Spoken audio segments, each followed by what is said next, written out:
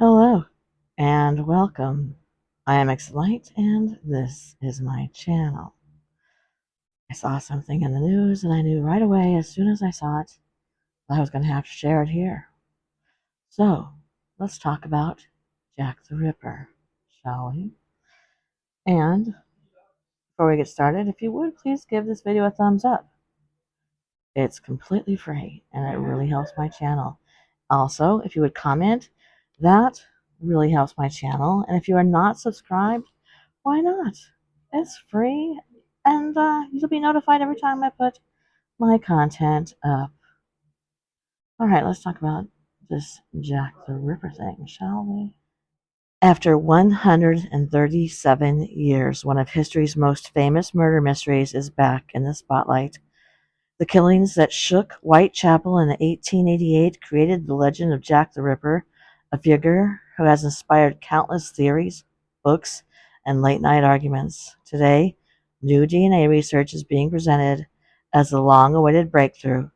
It's stirring excitement, doubt, and a fresh round of questions about whether the case has finally been cracked or if the search for truth continues.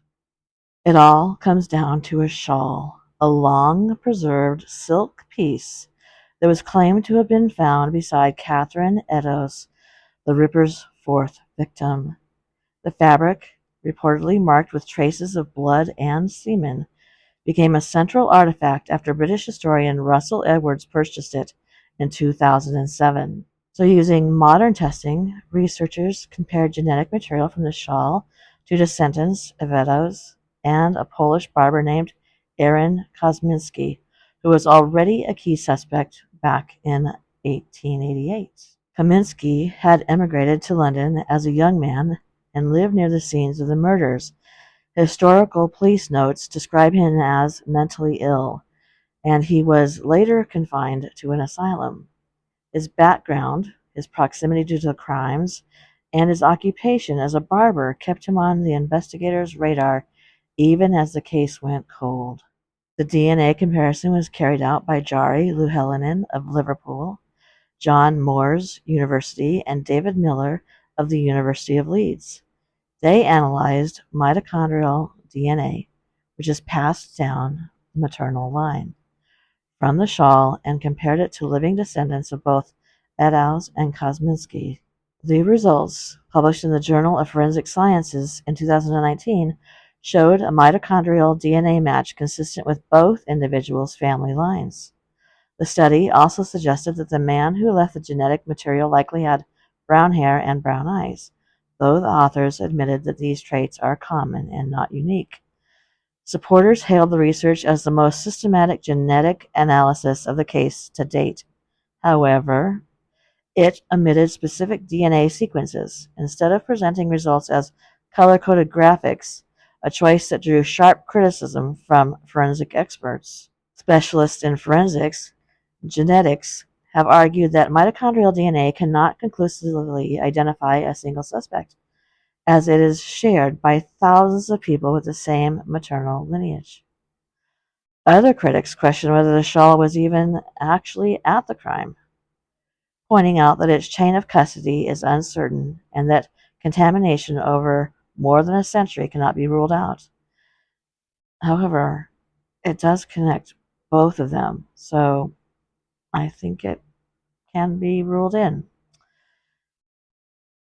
More than a century has passed, and the absence of complete genetic data in the published paper also makes independent verification impossible. Still, the claims have sparked renewed public fascination.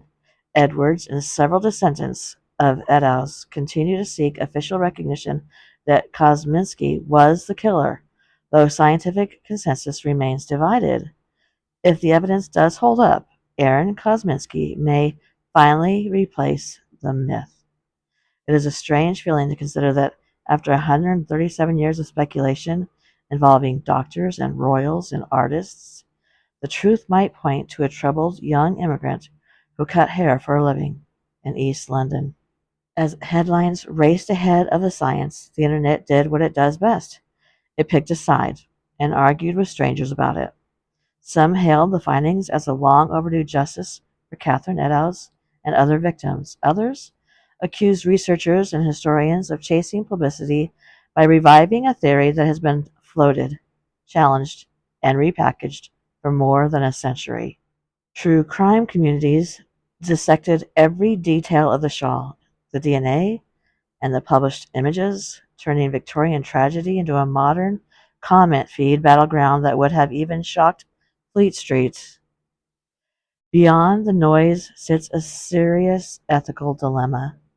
Announcing a suspect so many decades later raises questions about consent, cultural sensitivities, and historical responsibility, especially when the direct legal accountability is impossible.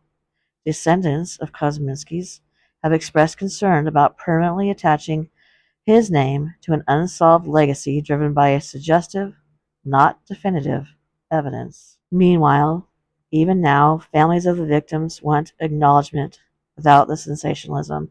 The case now lives in an awkward space between science, storytelling, and morality, and Jack the Ripper somehow continues to haunt more than just history books. Thank you for coming to my channel. Below, I will put the address to my jewelry store. Please go take a look around. There's a little something for everybody. And that'll help support this channel if you make a purchase. So, good night.